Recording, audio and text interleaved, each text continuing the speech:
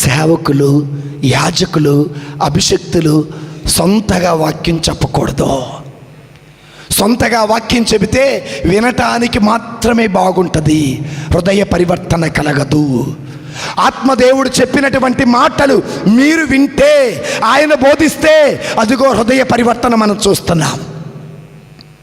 బప్తిస్మ యోహాను గారు ఆత్మ ప్రేరేపణతో దేవుని వాక్యమును బోధించగా అనేక మంది హృదయ పరివర్తన చెంది పాపాలను ఒప్పుకుంటూ యోర్దాను నదిలో బాప్తిస్మము పొందారు. పేతురు గారు దేవుని వాక్యమును బోధిస్తూ ఉండగా ఆ దేవుని వాక్యం వింటున్నటువంటి వారిలో ఒకసారి 3,000 మంది, మరొకసారి 4,000 మంది హృదయ పరివర్తన చెంది బాప్తిస్మం పొందినట్టు మనం చూస్తున్నాం. పౌలు గారు ఆత్మతో దేవుని వాక్యమును బోధిస్తుంటే ఆయన బోధన విని అనేక మంది హృదయ పరివర్తన చెందారు.